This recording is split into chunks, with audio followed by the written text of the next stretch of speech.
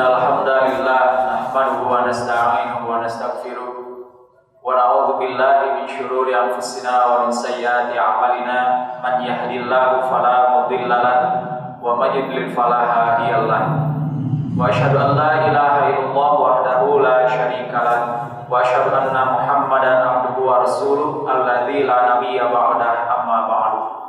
A'udzu billahi minasyaitonir rajim wa aqimus sholata wa atuz zakata warka'u ma'ar-rabi'in.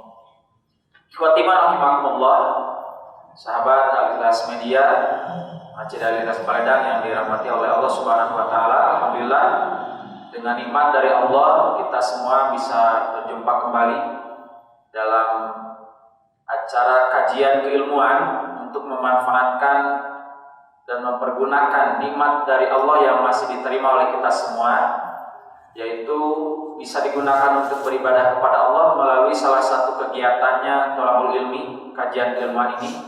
Mudah-mudahan kajian ini memberikan sedikit penguatan untuk pelaksanaan ibadah kita kepada Allah Subhanahu wa taala, karena seperti yang sering diulang-ulang bahwa ibadah yang akan dinilai oleh Allah itu yang paling pokok adalah dinilai dari kualitas amalnya, bukan kuantitasnya saja.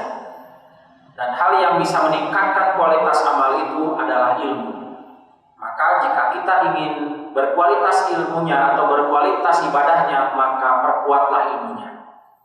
Ikhwatiman rahimakumullah, pembahasan kita, kajian kita masih dalam kajian sholat yang sebelumnya telah dibahas, telah disampaikan berkenaan dengan fadilah atau keutamaan yang berkaitan dengan sholat wajib. Pertama, sholat wajib itu paling utama dilakukan di awal waktu, ya. Yang kedua, dilakukan di masjid bagi laki-laki. Tapi untuk ibu-ibu lebih baik paling utama dilakukan di rumahnya masing-masing.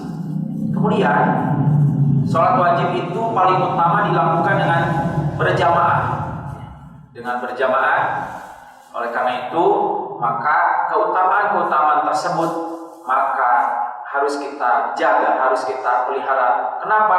Karena itu merupakan amalan yang paling utama sesuai dengan sabda Rasulullah SAW. Ikhwatiman rahimakumullah, insyaallah pada kesempatan kali ini kita akan mencoba membahas, mengkaji berkenaan dengan sholat berjamaah.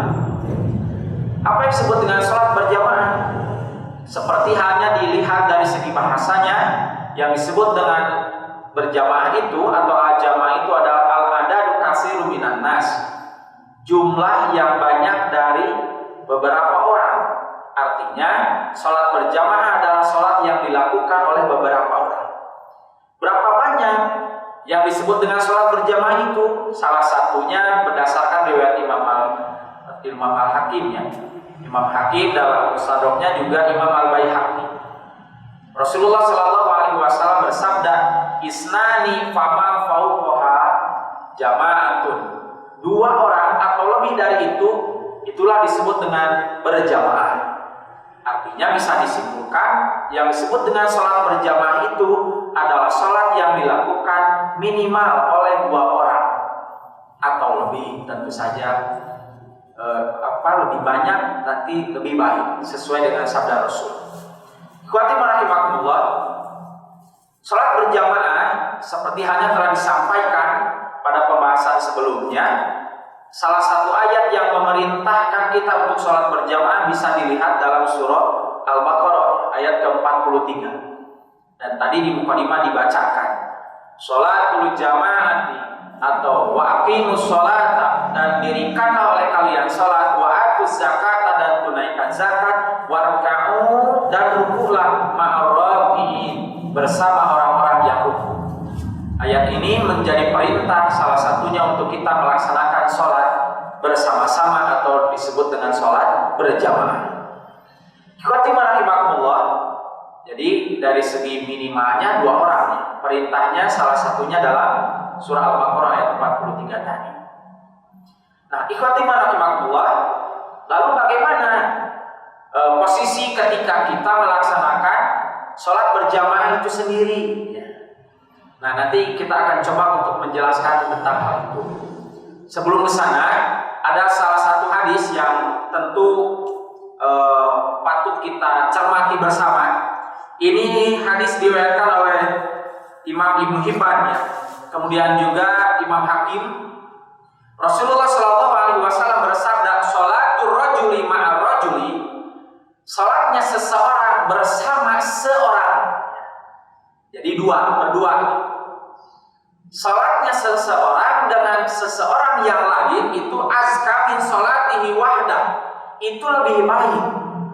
Walaupun dalam katanya menggunakan kata azka, biasa diartikan azka itu lebih bersih, lebih suci, ya. Tapi dalam hal ini diartikan bahwa azka itu lebih baik. Lebih baik. Jadi jika kita melaksanakan sholat berjamaah walaupun hanya berdua, itu lebih baik daripada sholat sendirian. Kemudian washolatuhu ma'ar rajulaini azka min sholatihi ma'ar rajuli. Jika kita melaksanakan sholat bersama dua orang yang lainnya, berarti 3 orang, itu lebih baik daripada sholat berdua. Wa makana aksaru fa huwa ahabbu ilallah. Dan jika sholat berjamaah itu dilakukan dengan jamaah yang lebih banyak dari itu, maka fa huwa ahabbu ilallah, itu akan lebih dicintai oleh Allah. Artinya semakin banyak orang yang melaksanakan sholat berjamaah atau sholat berjamaah itu dilakukan lebih banyak oleh kita semuanya. Misalkan kalau perbandingan di masjid itu dengan hadis ini, ya, kontekstualnya, jadi sholat berjamaah setengah saf atau seperempat saf itu lebih baik daripada kurang dari itu. Setengah lebih baik dari seperempat, ya. Kemudian 1 saf full lebih baik daripada setengah dan selanjutnya. Ini merupakan perintah secara tidak langsung, walaupun bentuk dari hadis itu maknanya atau khobariyahnya bentuknya berupa berita, tapi maknanya isyai. Artinya apa? Lakukanlah sholat dengan jumlah yang lebih banyak ketika melaksanakannya. Maka ajaklah orang lain untuk sholat berjamaah. Nah, jadi jangan punya pikiran, udahlah 2 orang itu sholat berjamaah, masa 2 adalah lebih banyak, lebih baik, dan itu lebih dicintai oleh Allah. Tentu saja jika kita mendapat cinta dari Allah Subhanahu wa taala, apapun yang kita minta Allah akan berikan kepada kita semuanya. Ikhwati rahimakumullah. Nah, kita coba sekarang masuk kepada bagaimana, seperti apa posisi ketika kita melaksanakan sholat berjamaah. Maka kita bisa lihat, ya, salah satunya yaitu hadis yang diterima dari sahabat Jabir bin Abdullah, ya, dari sahabat Jabir bin Abdullah. Hadis ini bisa kita lihat salah satunya dalam kitab Sahih Ibnu Zaimah, Musnad Imam Ahmad bin Hambal. Qala Nabi sallallahu alaihi wasallam. Nabi sallallahu alaihi wasallam berdiri untuk melaksanakan salat, yaitu yusallil maghribah. Rasulullah melaksanakan salat maghrib. Fajitu, maka kata Jabir bin Abdullah, lalu aku datang ketika Rasulullah sedang melaksanakan salat maghrib. Fakuntu an yasarihi, lalu aku berdiri di sebelah kiri Rasulullah. Jadi Rasul salat sendiri, lalu Jabir bin Abdullah datang dan berdiri di sebelah kiri. Tentu saja jangan jadi pertanyaan lagi, ya.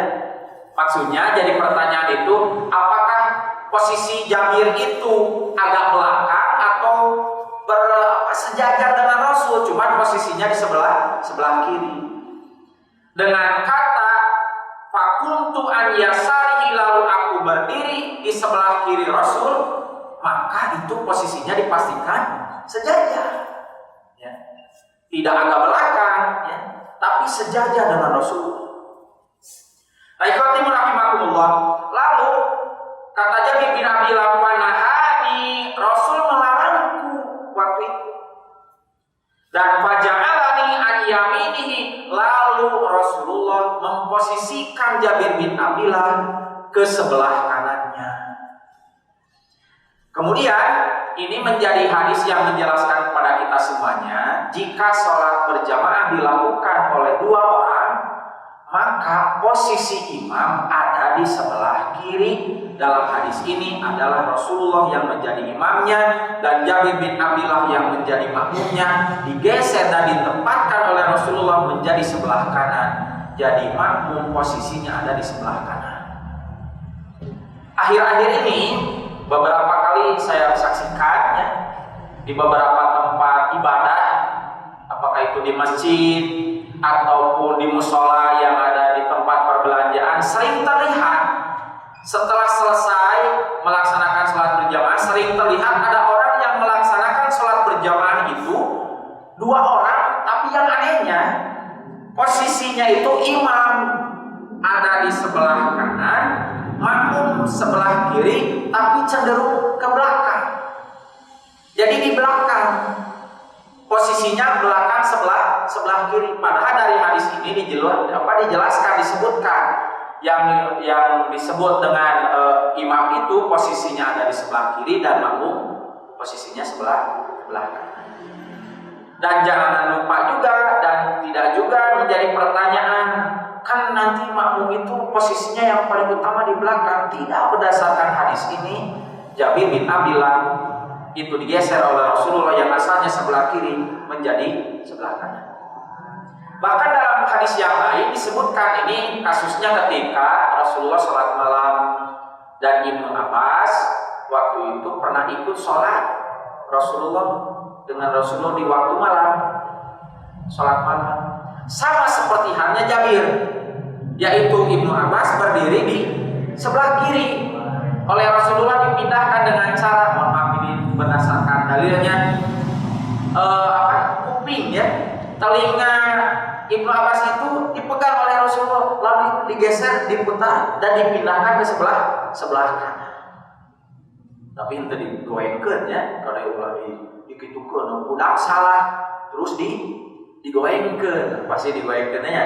Pokoknya mah diambil itu telinganya gitu kan, dijewer gitu. Tidak dijewer, cuma dipegang aja, dipindahkan jadi sebelah kanan. Itu menjelaskan posisi sholat berjamaah jika dilakukan oleh dua orang, tidak di belakang, tidak di sebelah kiri, tapi posisi makmum ketika berjamaah ada di sebelah kanan dan imam ada di sebelah kiri. Karena dengan posisi dua orang itu sudah bisa dijelaskan, sudah bisa ditangkap oleh kita mana imam, mana makmum. Gak usah berdiri depan atau belakang, cukup mana yang kiri, mana yang kanan. Kiri imam dan kanan makmum. Nah, ikhwati rahimakumullah. Kemudian kata Jabir bin Abdillah, "Sumaja'a sahibun li," kemudian datang sahabatku ketika beliau sudah digeser oleh Rasulullah dari kiri berpindah ke kanan, datang sahabat Jabir bin Abdillah itu.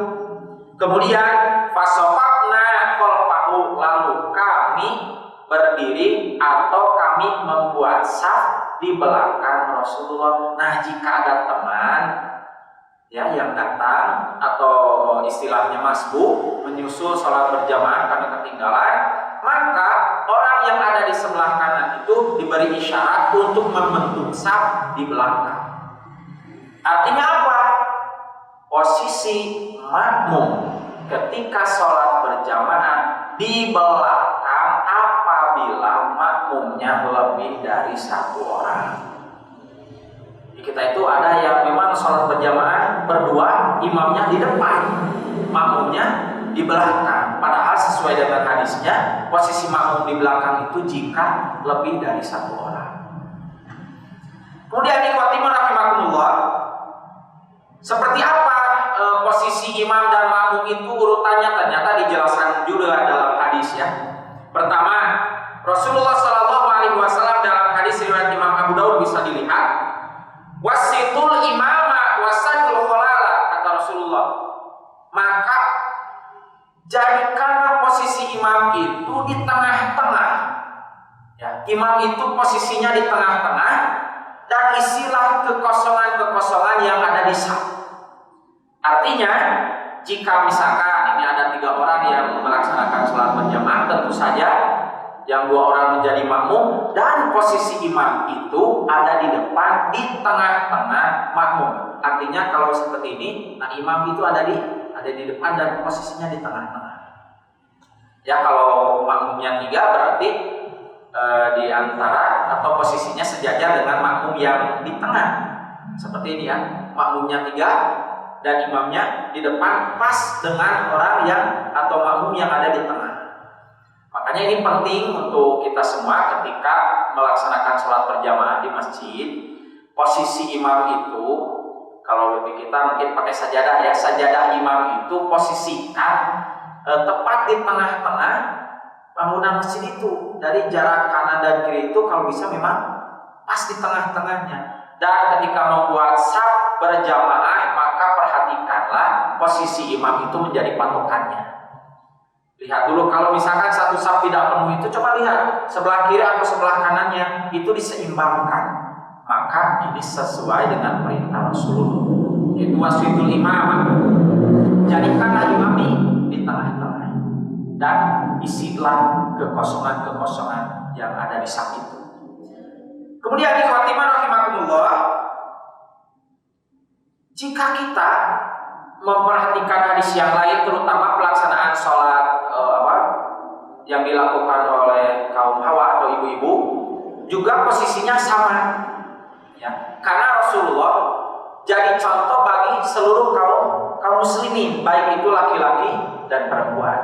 Artinya jika ada pertanyaan, kalau perempuan yang melakukan sholat berjamaahnya misalkan oleh 3 orang, apakah posisinya sama seperti Rasulullah mengimami sahabat yang tadi sesuai dengan hadisnya? Maka itu pun hal yang sama. Yang berikutnya adalah dengan posisi makmum ketika sholat berjamaah. Bisa kita lihat hadisnya, bisa dilihat dalam Musnad Imam Ahmad ya, bisa dilihat. Ini seperti halnya yang disampaikan qala Abu Malik al-Asy'ari. Imam Abu Malik al-Asy'ari beliau mengatakan karena Rasulullah sallallahu alaihi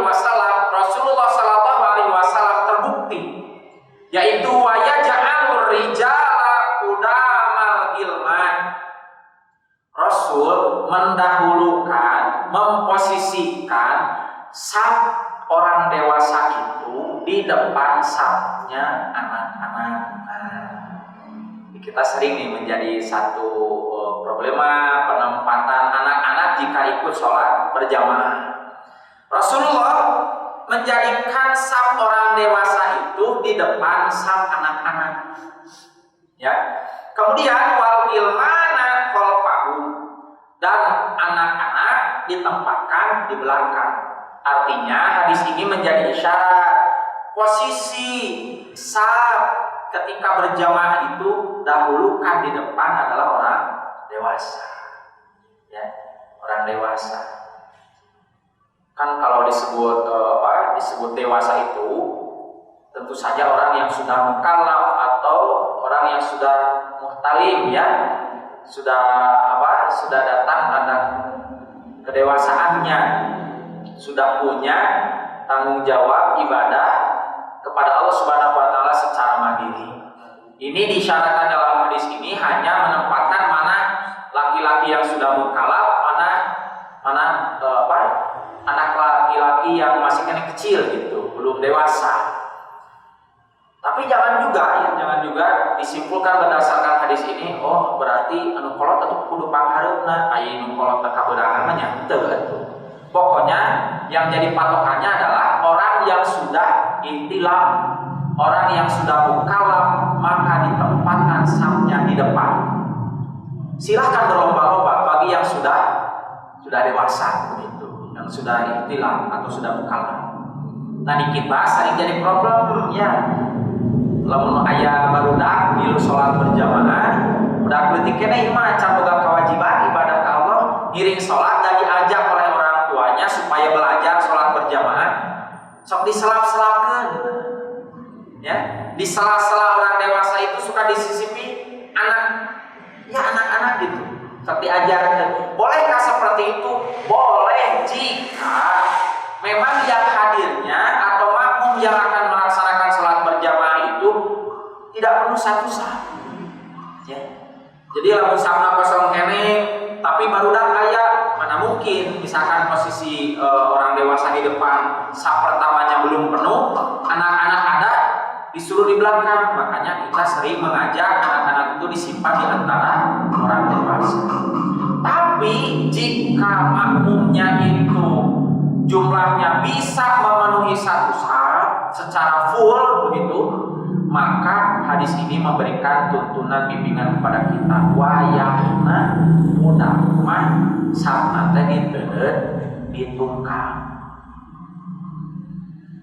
Sering kali ada ucapan atuh da cenah bisi hareureuy gitu. Nah, ini juga menjadi pertimbangan nanti untuk kita semuanya. Jika memang mengajak anak-anak untuk melaksanakan sholat berjamaah, belajar sholat berjamaah di masjid, maka diberikan briefing terlebih dahulu kepada anak yang kita bawa. Jam, gitunya, atau A, dan lain sebagainya. Panggilannya itu, kalau mau ikut sholat berjamaah, teu kengeng, dan teu meunang, heureuy, jangan main-main. Belajar sholat berjamaah dengan serius. Ini pun menjadi anjuran bagi kita ya. Niatnya baik, membiasakan untuk membawa anak sholat berjamaah di masjid, tapi lamun budak nagane mah pan ngaganggu kana kahusuhan atuh. Jadi di briefing dulu, diberitahu dulu. Kalau misalkan safnya penuh, orang dewasa di depan, ada sebagian orang dewasa lagi yang akan ikut sholat berjamaah, diposisikan di belakang untuk mendampingi anak-anak. Anu urang mah lucu, jadi saf hareup teh geus bingung, orang dewasana aya keneh, budakna disisipkeun ari orang dewasana ngadon hayang disah, kadua teh lucu, naon hayang disarwakeun jeung budak berat. Padahal saf yang paling depan itu paling utama untuk kita. Jadi jangan pernah kalau kita melaksanakan sholat berjamaah ada saf yang kosong, anak kecil yang disuruh maju, kamu maju misalkan supaya gak main-main. Bukan nyuruh anak kecil yang maju, tapi kita harus menempati saf. Jadikan imamnya di tengah, lalu saf yang ada yang masih kosong itu dipenuhi terlebih dahulu. Wan nisaa khalfal gilmani, dan saf perempuan itu ada di belakang saf anak-anak laki-laki. Itu posisinya. Ini pun akan jadi Jadi penjelasan bagi kita semua. Jika ada yang melaksanakan sholat berjamaah 2 orang, yang satu laki-laki dan satu perempuan, dengan hadis ini pun dapat ditarik kesimpulan hukumnya bahwa ketika sholat berjamaah antara laki-laki dan perempuan tidak sejajar, karena dari segi penempatan safnya pun perempuan itu disimpan di belakang anak laki-laki. Jadi dalam duaan wayahna menjadi imam laki-laki di depan, yang jadi makmum perempuan di belakang. Apakah harus sebelah kiri? Tidak. Apakah harus sebelah kanan? Tidak. Apakah harus di tengah-tengah? Yang penting sholat berjamaah yang dilakukan oleh 2 orang, satu laki-laki, satu perempuan, imam di depan, makmumnya di belakang. Begitu. Nah, tentu saja kalau diperkuat dengan hadis Rasul yang tadi, maka lebih baik posisi imamnya di tengah-tengah dan makmumnya di belakang juga berpapasan atau sejajar dengan imamnya. Nah, ikhwati rahimakumullah, itu dari segi penjelasan bagaimana posisi kita melaksanakan sholat berjamaah, posisinya demikian. Kemudian jika kita melihat posisi dalam melaksanakan sholat berjamaah itu, ada satu hal yang harus diperhatikan. Apa yang harus diperhatikan? Pertama, posisi imam atau tempat melaksanakan sholat bagi imam itu tidak boleh lebih tinggi daripada tempat makmum. Kita bisa lihat hadisnya ya. Ini hadisnya diriwayatkan oleh Imam Hakim juga dalam Al-Mustadrak, kemudian Imam Al-Baihaqi, dan juga dalam Sunan Ad-Darqutni. Qala Ibnu Mas'udin, Ibnu Mas'ud berkata, naha Rasulullah sallallahu alaihi wasallam, Rasulullah melarang. Ya. Rasulullah melarang. Jika Rasul melarang, seperti halnya yang disampaikan dalam Al-Qur'an, wa ma atakumur rasulu fa'udhuhu wa ma nahakum anhu fantahu. Apa yang Rasulullah perintahkan kepada kalian maka lakukanlah, dan apa yang Rasulullah larang kepada kalian maka tinggalkanlah. Dalam hadis ini naha Rasulullah, Rasul melarang, artinya hal ini harus kita tinggalkan, tidak boleh diperbuat, tidak boleh dilakukan. Melarang apa? Nah ini an yakumal imam berdiri fauqa syai'in, di atas sesuatu, wa nasu khalfahu, yakni asfala minhu, dan orang-orang yang ada di belakangnya posisinya lebih rendah daripada imam. Itu dilarang oleh Rasulullah. Kebanyakan kita tempat sholat imam, kalau kata orang Sunda disebut tempat pangimbarannya. Tak tempat sholat imam atau pangimbaran itu posisinya lebih tinggi. Kalau lantai gitu, tak ada jarak apakah 1 bata atau 1 jengkal, itu posisi imam agak lebih tinggi. Padahal itu dilarang oleh Rasul. Artinya apa? Posisi imam dan makmum itu harus sejajar, tidak dilebihkan. Nah, ikhwati rahimakumullah, ini menjadi isyarat bagi kita semuanya dalam hadis ini bahwa baik imam ataupun makmum ketika sholat berjamaah itu disamakan derajatnya, posisinya sama, tidak ada yang lebih tinggi, tidak ada yang lebih rendah.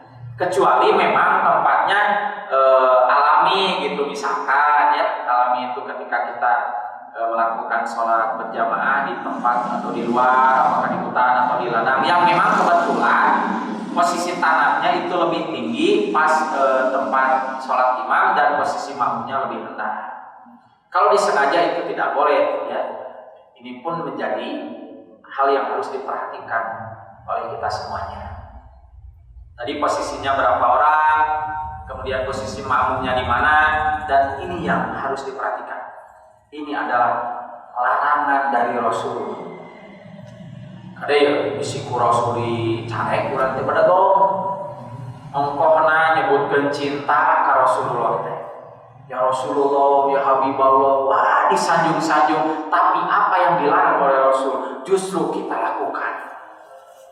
Nah, ikhwati rahimakumullah, itu yang perhatikan, yang jadi bahan perhatian kita, yang harus diperhatikan oleh kita berkenaan dengan posisi imam.